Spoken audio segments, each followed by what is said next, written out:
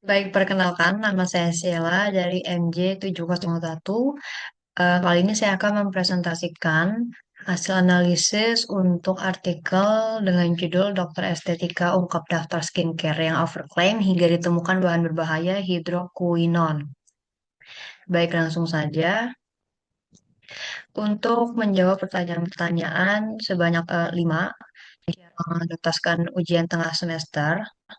Di jawaban yang pertama, itu adalah saya mendengar saat mendengar kata overclaim, tentu itu bukan hal yang baik, apalagi dalam industri kesehatan. Jelas banget saya nggak setuju.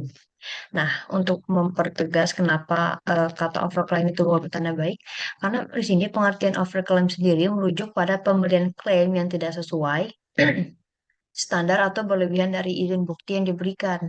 Jadi kayak dilebih-lebihkan informasi yang salah, itu jatuhnya overclaim.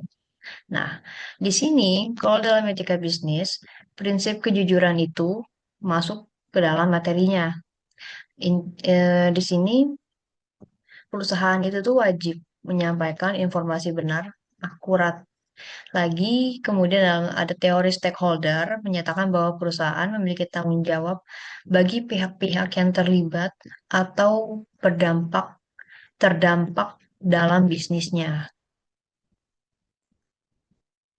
Nah, jadi dalam kasus yang dibahas di dalam artikel itu, perusahaan itu tuh jelas terbukti melakukan pelanggaran etika bisnis dengan memberi informasi yang salah, tidak benar, serta berpotensi membahayakan konsumen.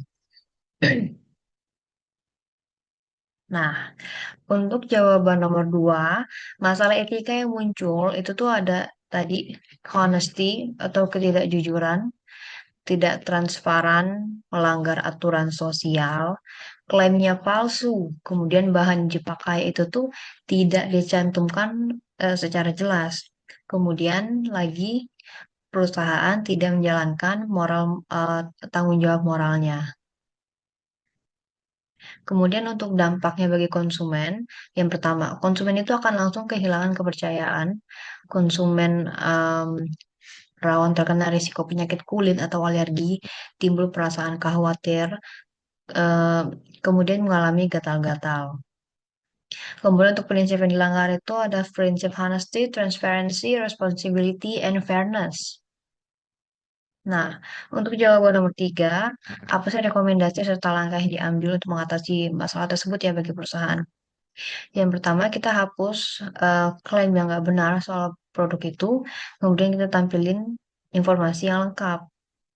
Nah, kita lakukan uji, terus kita mulai promosi lagi.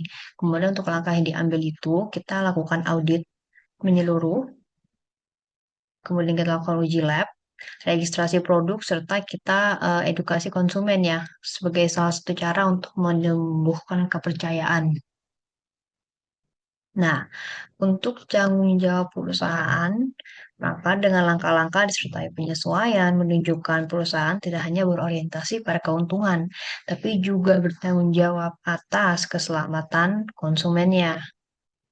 Untuk jawaban nomor 4, yang pertama itu regulasi yang terkait ya. Ada Undang-Undang Nomor 8 Tahun 1999 mengenai hak-hak konsumen untuk memperoleh informasi benar, jelas, dan jujur mengenai kondisi barang atau jasa. Kemudian untuk Undang-Undang Nomor 36 Tahun 2009 mengatur produk yang beredar tidak boleh berbahaya atau membahayakan bagi masyarakat. Kemudian untuk yang ketiga itu ada BPOM, Badan Pengawas Obat dan Makanan. Nah, kemudian ada cara perusahaan untuk memastikan kepatuhannya, itu melalui langkah-langkah seperti mendaftar ulang, melakukan uji mutu berkala, menyediakan informasi lengkap, serta melakukan evaluasi lagi.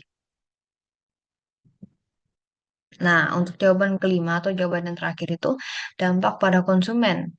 Setelah melakukan langkah-langkah yang tadi perusahaan itu, maka dampaknya yang pertama itu pasti meningkatkan kepercayaan, yang kemudian berdampak pada loyalitas lagi, timbul perasaan aman hingga mereka percaya kembali. Nah, untuk perusahaan itu sendiri, citranya jadi bagus, positif, dan tetap mempertahankan daya saingnya. Kemudian untuk masyarakat, em, risiko kerusakan kulit akibat penggunaan bahan berbahaya, menurunkan peredaran produk ilegal. Nah, terima kasih. Sekian dari saya.